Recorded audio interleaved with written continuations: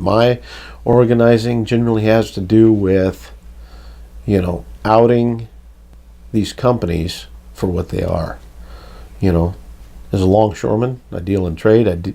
I see how the stuff's shipped, how the product's shipped, how it's moved, and how they really don't care, about anything but making a profit.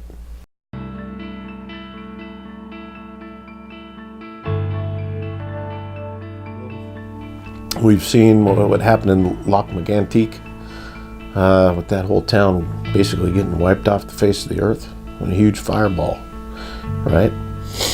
And they always say the same thing when there's a catastrophe like that. Oh, well, that's something we just couldn't plan for. Who'd have ever thought? Well, people have been saying it for a while. We've seen enough explosions and these things burning to where somebody should have got off their ass and figured out a way to move this stuff safely. The railroad admits that their cars aren't designed to carry volatile fuel like the crude. We see it every day. They can't seem to get their cargo from point A to point B without a derailment or an explosion. We just keep seeing it get closer and closer and closer to us until finally it happens in the gorge. Right? But that doesn't slow them down. Now they're not even making empty promises. Their MO seems to be now just to not even talk about it. The citizens pay for it. They're like locusts. They come in and they just continue to take and take until there's nothing left, and then they move on, and they leave nothing but destruction in their wake. As Joe Citizen, you just think, oh, well, our government's working on it, right? It's not until you actually get in the trenches and start dealing with the government and dealing with these fossil fuel companies that you see they're all in bed together, right? So it's been a huge education for myself and the members in our local. The stakes are very high. Are we going to let these fossil fuels continue to just get richer and richer, and at what cost? Our environment? They definitely don't take that money and give it to their employees. They don't give it to the states that they're working in. So when we start moving more cargoes, or more oil, fossil fuels, oil and coal, that's going to push our customers north and south where they can get their cargo moving to its destination quicker. Canada's already reaping the benefits of our congested rail lines, and so is LA. There's so many reasons to be against it, especially as a union member, a union longshoreman. One is it's going to take away your ability to do your job. As I just stated, congestion is going to hurt us too much. Customers will go elsewhere. Another reason to oppose fossil fuels is historically fossil fuel companies have been piles of shit to their employees, whether it's taking their pensions or flat out union busting, or either locking their employees out or going as far as killing them if they go on strike. Look and see what the coal companies have done since the late 1800s to their workforce, and I don't think anybody need any more reasons than that to not like fossil fuel companies. There's a lot of times, whether it's an auto ship that doesn't have great ventilation, or working in a warehouse that doesn't have great ventilation, you go home and it's pretty much lights out. You got no energy to do anything. You've been sucking exhaust all day. So, we all see what that does to us. That we're clearly contaminated. We're breathing contaminated air. And before it was, well, this is just part of the job. You want your job, that's what you do. And, now it's like, no, we're not going to do it. If you don't care enough about us to make our work environment safe, then why should we care about your business, right? We're more aware of the contaminants, and when we see it, we don't just shrug our shoulders and say, well, it can't be that bad. They wouldn't let us get sick. They wouldn't let us breathe this stuff in. Now we know, yeah, they would. And yeah, they really don't give a shit about you. So it's time to, like I said, Longshore has always been good at taking things into their own hands.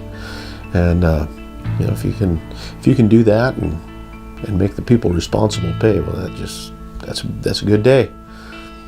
This is always going to affect low-income folks, people that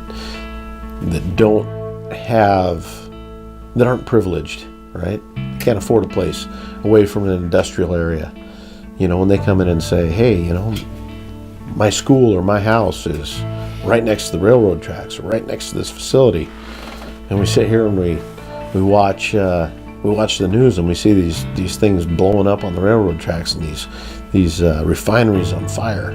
If you're along the tracks, you're dealing with dirty cargo. You're dealing with dirty trains. You're dealing with, I would say, obviously unsafe equipment and people that just really don't care. Talking to some of these railroaders, they're all afraid to point out that something's unsafe because they end up getting fired. One of the watershed moments for me was, our union taking the same stance as, Riverkeepers, Sierra Club, and standing up and saying, no, we don't want oil, we don't want coal, in this river. And then when I say our union, I'm talking about our local 4 in Vancouver. Who'd have thought? Who'd have thought that we'd be on the same side of anything? I think the media's done a really good job of keeping us, at odds with each other. And once you find that you've got a common goal, not only can you educate those people on your issues as they educate you on their issues, but you can form an alliance. And that's really what it's all about.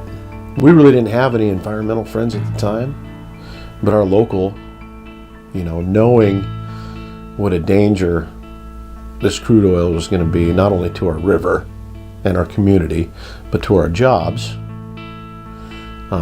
we opposed this oil terminal that they want to build in Vancouver. And we were opposed to it before the Sierra Club was. And as soon as the environmental community found out that there was a union that was opposing this facility, that actually our job was done, they came to us. And so now we've got amazing friends in the environmental community. So using the knowledge that I gained, being around labor and the AFL-CIO, the labor councils, was able to sit down with the environmental community and see really we're not that different. Matter of fact, we're more alike. The Longshore and the environmental community are a lot more alike than the Longshore Union and other unions in the nation, really. We need to get past all this labeling bullshit, Oh, he's a union guy. Oh, he's an environmentalist, Yeah, that's the way I used to think. Not anymore, You gotta be able to find a common ground. And as far as the environmental community goes, they are solid. They're a lot like the Longshore Union. They're not afraid to take on the hard fight. They're not afraid to do what needs to be done. Not afraid of jail. Not afraid of fines.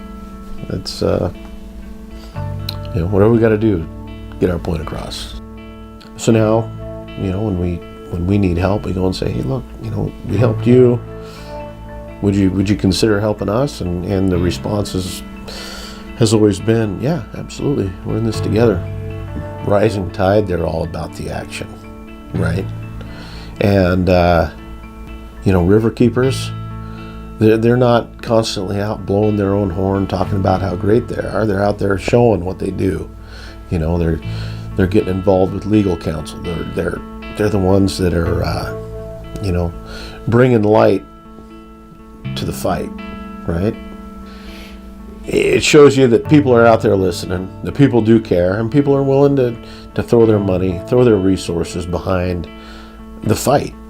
And, if us being at Standing Rock, our local being at Standing Rock, tells me that just about anybody that was at Standing Rock would be there for us if we needed them, just like we would be there for just about anybody that was at Standing Rock. It's all about solidarity.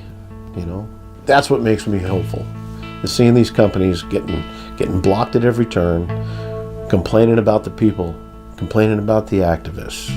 It just shows you that we're doing a good job. What we're doing is working. Our employers and these companies put profit ahead of safety every single time. It's all about production. Production ahead of safety. That's what I want everybody to understand, and most of them do. But if there's somebody there that doesn't know, and they figure that out, then my job's done.